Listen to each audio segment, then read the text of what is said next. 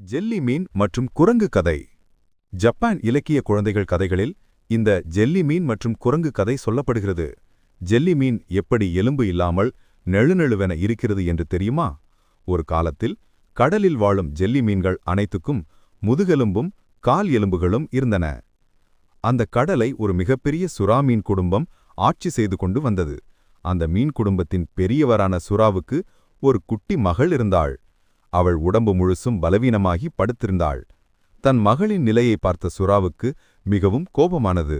உடனே தன் அரசவையை கூப்பிட்டு, இந்த கடலில் உள்ள எல்லா மீன்களுக்கும் நான் ஒன்று சொல்லிக் கொள்கிறேன்.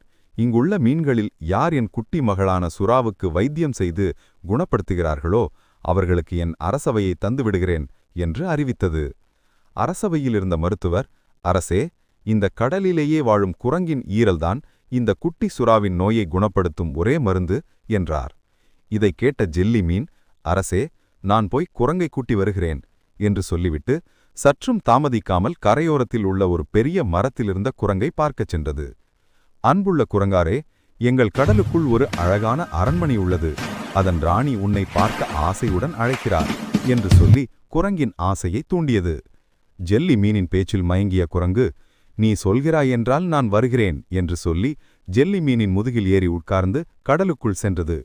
சிறிது நேரம் கழித்து குரங்குக்கு ஒரு சந்தேகம் எழுந்தது. நீங்கள் எங்கே போகிறீர்கள்? என்னை பார்க்க ராணி ஏன் ஆசைப்படுகிறார் என்று கேட்டது. அப்போது ஜெல்லி மீன், குரங்காரே, ராணிக்கு உடம்பு சரியில்லை. உன்னுடைய ஈரல்தான் அதற்கு மருந்து.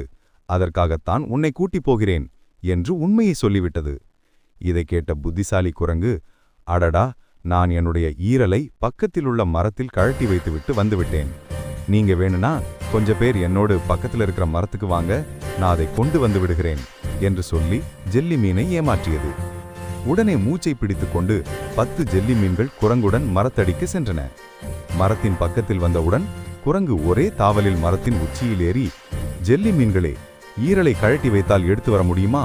உங்கள் ராணிக்கு என் ஈரலை தந்து அவரை நன்றாக ஆக்குவதற்கு நீங்கள் செய்த நாடகம் எனக்கு தெரிந்துவிட்டது என்று சொல்லி தன் புத்திசாலித்தனத்தால் தப்பித்தது. ஏமாந்த ஜெல்லி மீன்கள் தலைகுனிந்து அரச சுறாவிடம் வந்து நடந்ததை சொன்னன.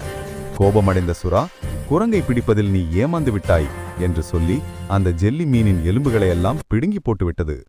அன்று முதல் ஜெல்லி மீன்களுக்கு எலும்பே இல்லாமல் போனதாம். நீதி, ஆபத்து என்று தெரிந்தால் நமது புத்திசாலித்தனத்தால் தப்பித்து விடலாம்.